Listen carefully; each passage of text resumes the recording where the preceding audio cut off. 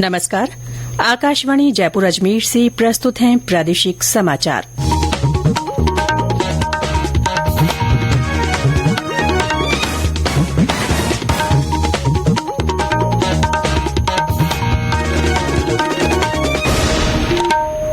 मुख्य समाचार। चुनाव आयोग के सी विजिल ऐप पर प्रदेश में आचार संहिता के उल्लंघन की 681 शिकायतें मिली, 250 से ज्यादा का किया गया समाधान। निर्वाचन आयोग ने केंद्र और राज्यों को रेलवे और हवाई अड्डों जैसी सरकारी संपत्तियों से अनाधिकृत राजनीतिक पोस्टर तत्काल हटाने के दिए निर्देश। भारतीय रिजर्व बैंक ने सभी बैंकों को 31 मार्च को भी अपनी शाखाएं खुली रखने को कहा। और राष्ट्रीय पात्रता प्रवेश परीक्षा नीट पीजी 23 जून को होगी आयोजित।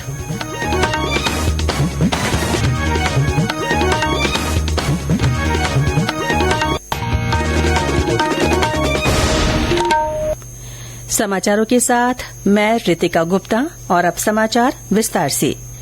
लोकसभा चुनाव में आदर्श आचार संहिता के उल्लंघन पर कड़ी निगरानी रखने के लिए निर्वाचन आयोग के सी विजिल ऐप के माध्यम से अब तक 681 शिकायतें मिली हैं। इनमें से 277 का समाधान कर दिया गया है। मुख्य निर्वाचन अधिकारी प्रवीण गुप्ता ने बताया कि अवैध पोस्टर और बैनर को लेकर सबसे ज्यादा 326 शिकायतें मिली, जिनमें से 234 सही पाई गई। इसी तरह शराब वितरण की 14 शिकायतों में 2 सही पाई गई, जिन पर समय पर कार्रवाई की गई। सबसे ज्यादा 155 शिकायतें टोंक जिले से प्राप्त हुई। उन्होंने बताया कि लोग इस ऐप का इस्तेमाल करके कदाचार की घटना की जानकारी भेज सकते हैं। इस ऐप में शिकायतकर्ता की पहचान गोपनीय रखी जाने का भी विकल्प है। इस ऐप को गूगल प्ले स्टोर से डाउनलोड किया जा सकता है। प्रदेश में लोकसभा चुनाव के पहले चरण के लिए कल 2 प्रत्याशियों ने नामांकन पत्र दाखिल किए। इनमें जयपुर और जयपुर ग्रामीण लोकसभा सीट के लिए एक प्रत्याशी शामिल है। मुख्य निर्वाचन अधिकारी ने बताया कि जयपुर के लिए शशांक ने बतौर निर्दलीय प्रत्याशी अपना नामांकन पत्र प्रस्तुत किया। वहीं जयपुर ग्रामीण के लिए राइट टू रिकॉल पार्टी के प्रत्याशी आदित्य प्रकाश शर्मा ने नामांकन पत्र भरा। उन्होंने बताया कि 12 सीटों के लिए हो रहे इस पहले चरण के चुनाव के लिए नामांकन प्रक्रिया 27 मार्च तक चलेगी। उन्होंने कहा कि 23, 24 और 25 मार्च को राजकीय अवकाश रहने के कारण नामांकन नहीं भरे जा सकेंगे। 28 मार्च को नामांकन पत्रों की जांच की जाएगी। 30 मार्च तक नाम वापस लिए जा सकेंगे। लोकसभा चुनाव के तहत कुछ स्थानों पर प्रत्याशियों ने अपने स्तर पर ही चुनाव प्रचार भी शुरू कर दिया है। इसी कड़ी में भरतपुर में होली के साथ चुनावी रंगत भी नजर आ रही है। हमारे संवाददाता ने बताया कि भाजपा और कांग्रेस के प्रत्याशियों के अलावा अन्य दल के प्रत्याशी भी घर घर जाकर लोगों से अपने पक्ष में मतदान की अपील कर रहे हैं।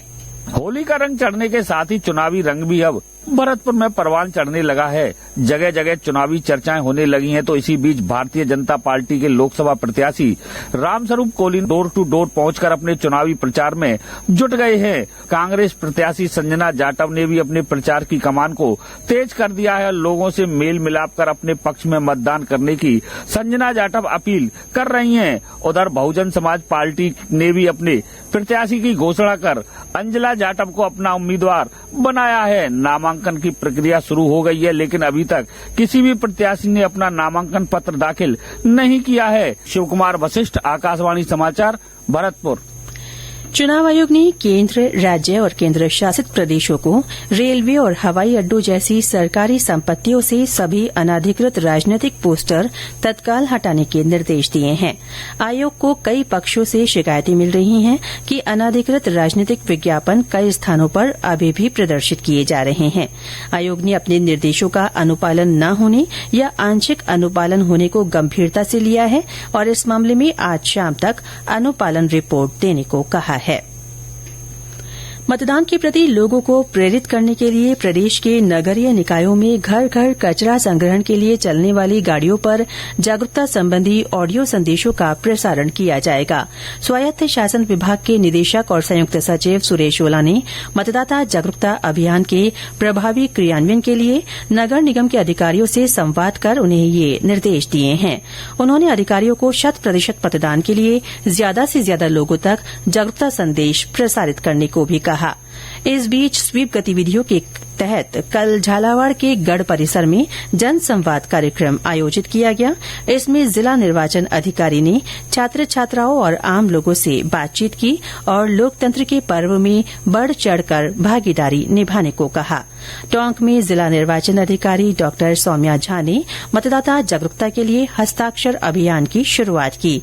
इस अवसर पर उन्होंने उपस्थित लोगों से अपने मताधिकार का प्रयोग करने की अपील की। डूंगरपुर में गेप सागर की पाल पर रंगोली बनाकर लोगों को मतदान का संदेश दिया गया। इस कार्यक्रम में अतिरिक्त संभागीय आयुक्त और अतिरिक्त जिला कलेक्टर सहित आम लोग भी मौजूद रहे। इस अवसर पर लोगों को मतदान की शपथ भी दिलाई गई। नागौर में मतदाता जागरूकता अभियान के शुभंकर राजहंस के बैनर तले स्वीप की टीम जगह जगह पहुंचकर लोगों में मतदान की अलख जगा रही है।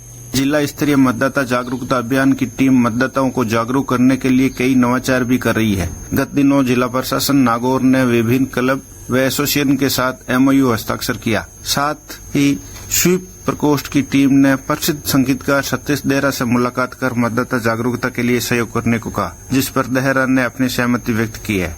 अब इस अभियान के तहत फागोत्सव में लोकतंत्र के महापर्व की अलग जगाने के लिए टीम स्वीप प्राचीन बंशीवाला मंदिर पहुंची। यहाँ शहर भर से आई महिलाओं ने ठाकुर जी के दर्शन कर भक्ति संगीत के बीच फाग होली खेली और लोकतंत्र के महापर्व में बढ़ चढ़कर भागीदारी निभाने का संकल्प लिया। श्यामलाल, आकाशवाणी संवाददाता, नागौर।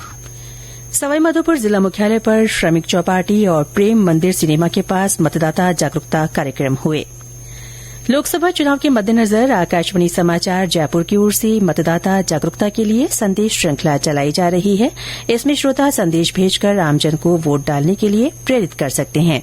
श्रोता अपने संदेश रिकॉर्ड कर या टाइप कर व्हाट्सएप नंबर 9414052368 पर भेज सकते हैं। चुनिंदा संदेशों को समाचार बुलेटिनों में स्थान दिया जाएगा। इसी कड़ी में आज सुनिए जयपुर से हमारे श्रोता का संदेश। मैं भवानी सिंह जयपुर से बोल रहा हूँ। आप सभी से आकाशवाणी के माध्यम से अपील करना चाहता हूँ कि लोकतंत्र का महापर्व लोकसभा चुनाव नजदीक आ गए हैं। हम सभी को जरूर भाग लेना है। सभी मतदाताओं को अवश्य रूप से मतदान कर जागरूक नागरिक की जिम्मेदारी निभानी है। ये समाचार आकाशवाणी जयपुर अजमेर से प्रसारित किए जा रहे हैं। प्रधानमंत्री नरेंद्र मोदी ने कहा है कि भारत में लोकतंत्र की एक प्राचीन और अखंड संस्कृति है।